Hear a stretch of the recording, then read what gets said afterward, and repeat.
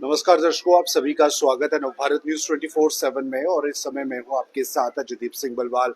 दर्शकों, stand with humanity foundation ये एक ऐसी संस्था है जो समय समय पर समाज में हो रहे अगर कोई अच्छे काम है उसे लेकर भी अपनी जो बात है उसको जाहिर करती है, और साथ ही साथ उन विषयों पर भी हमेशा बात रखते आए हैं जो कि समाज सुधार के लिए बहुत ज्यादा जरूरी है।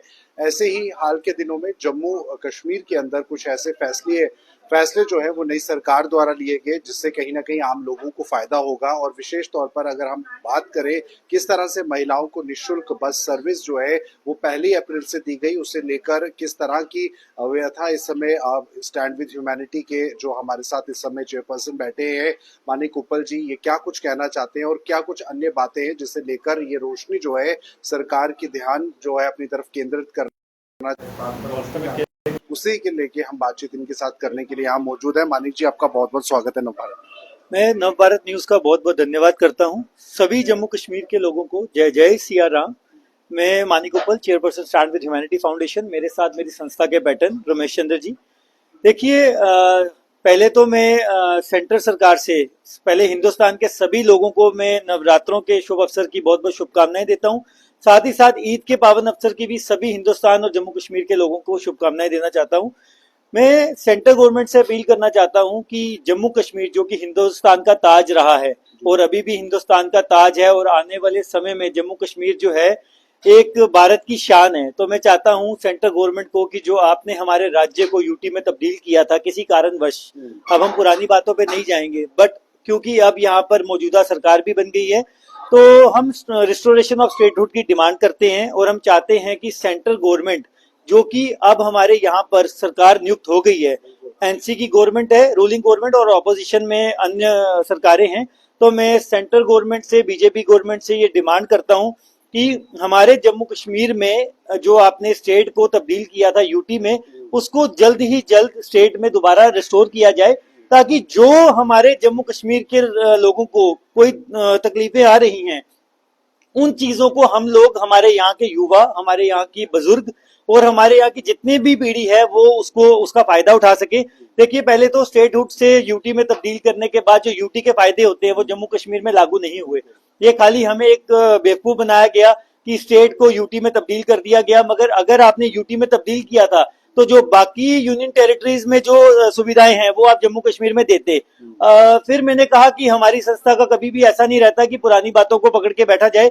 अब हम सरकार से डिमांड करते हैं कि जम्मू कश्मीर जो मंदिरों का शहर है और जो अपना एक जम्मू कश्मीर हिंदुस्तान की शान है, उसको आपने राज्य से तोड़ करके यूटी में तब्दील किया। ये एक बहुत हमारे लिए, हमारे यहाँ के युवाओं के लिए बहुत अंधकार की बात है। क्या लगता है आपको, केंद्र सरकार कह रही है और बहुत बार ये बयान जो है आए हैं, खुद देश के प्रधानमंत्री मोदी ने भी ये कहा है कि जल्द जो उनका वादा है वो पूरा करेंगे। अगर हम बात करें यहाँ पर जम्मू कश्मीर के मुख्यमंत्री की, तो उन्होंने भी 2-3 बार जाके दिल्ली बातचीत की है।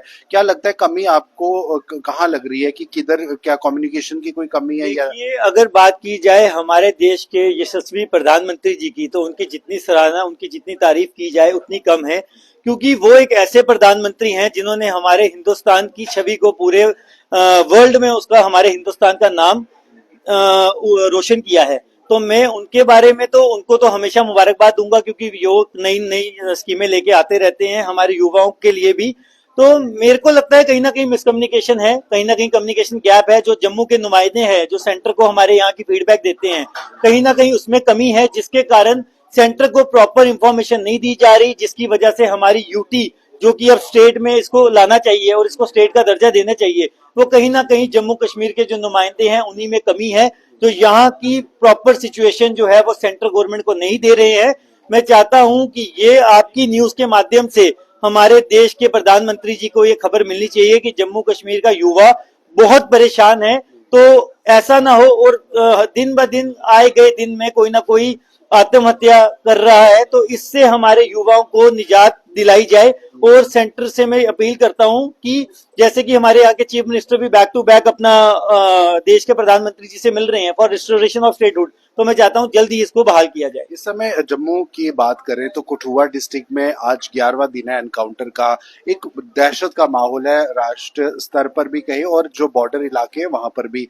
कैसे आप देखते हैं सुरक्षा नीतियों को, किस तरह का देखिए होना हमारी तो रूह काम जाती है, क्योंकि कहीं ना कहीं किसी के जो वो भी किसी के परिवार के बच्चे हैं, हमारे परिवार का सदस्य हैं, ये मतलब हमें उसके लिए बोलने के लिए शब्द भी नहीं मिलता। जब कोई माँ अपने बच्चे को खोती है, कोई भाई अपने भाई को खोता है, तो उसका दर्द कितना होता है।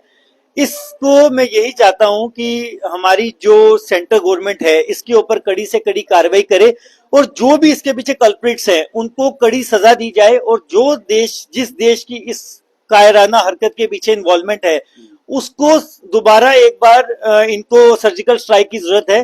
जो भी हमारे दुश्मन देश हैं उनको मुंह तोड़ जवाब देना चाहिए, क्योंकि जिस माँ ने अपना बेटा खोया है उनका दर्द तो हम पूरा नहीं कर सकते, मगर उनके साथ हम शाना बेशाना आप हमारी संस्था आपको खड़ी मिलेगी। आखिरी सवाल है मानिक जी, अभी 1 अप्रैल को महिलाओं के लिए बसें जो है वो मुफ्त की गई, सरकारी बसें। ऐसे में कहीं ना कहीं पुरुषों का जो 7% किराया है वो बढ़ाया गया। क्या लगता है आपको कि किस तरह से ये इक्वालिटी होने की भी जरूरत है? कहीं ना कहीं ये सवाल मर्दों की तरफ से भी उठाए जा रहे हैं। देखिए बात ऐसी है कि पहले तो मैं मुबारकबाद दूंगा मौजूदा सरकार को कि उन्होंने निशुल्क सेवा लाई है मातृशक्ति के लिए, क्योंकि मातृशक्ति को हम हमेशा बढ़ावा देने के लिए रहते हैं। बाकी जो बात आपने की कि पुरुषों के किराए में इन्होंने बढ़ोतरी की है, तो कहीं ना कहीं हम मौजूदा सरकार को इसके लिए मेमोरेंडम देंगे कि अगर आप एक तरफ लेडीज के लिए आपने फ्री निशुल्क सेवा कर दी है, तो कहीं ना कहीं अगर आपके पास प्रावधान है पुरुषों के लिए किराया कम करने के लिए तो उसको कीजिए, क्योंकि जो ये मौजूदा सरकार है बहुत अच्छा कार्य कर रही है। तो हम कहीं ना कहीं चाहे जल्द से जल्द जम्मू कश्मीर के चीफ मिनिस्टर उमर अब्दुल्ला जी से मिलेंगे, एक मेमोरेंडम पेश करेंगे कि जहां आपने एक तरफ लेडीज के लिए फ्री मातृशक्ति के लिए निशुल्क सेवा उपलब्ध की है, वहां कहीं ना कहीं आपको जो आपने मर्दों के लिए आपने इसका बढ़ोतरी की है, तो उसके ऊपर आपका अगर कोई प्रावधान है उसे कम करना चाहिए। ताकि हम मानते हैं कि हम हमारे पास सक्षमता, हम बागडोर लेते हैं, मगर कहीं ना कहीं अगर बढ़ोतरी को काट करके सेम स्तर पर किया जाए तो हम उसके लिए भी एक मेमोरेंडम मौजूदा सरकार को देंगे। चलिए, धन्यवाद हमसे बात करने के लिए। तो दर्शकों, ये थी खास बातचीत जिसमें कि स्टैंड विद ह्यूमैनिटी अलग अलग विषयों को लेकर अपनी बात सामने रख चुकी है, चाहे वो कठुआ डिस्ट्रिक्ट में चल रहे आतंकी हमलों को लेकर हो, चाहे महिलाओं को निःशुल्क बस सर्विस देने की बात हो, और सबसे मुख्य तौर पर जो महत्वपूर्ण रहा वो स्टेटहुड, क्योंकि स्टेटहुड के मुद्दे को लेकर लगातार जो हमारे जम्मू कश्मीर की सियासत है वो भी गर्माती रही है। तो फिलहाल ये थे समय की खास बातचीत। आप बने रहे नवभारत के साथ।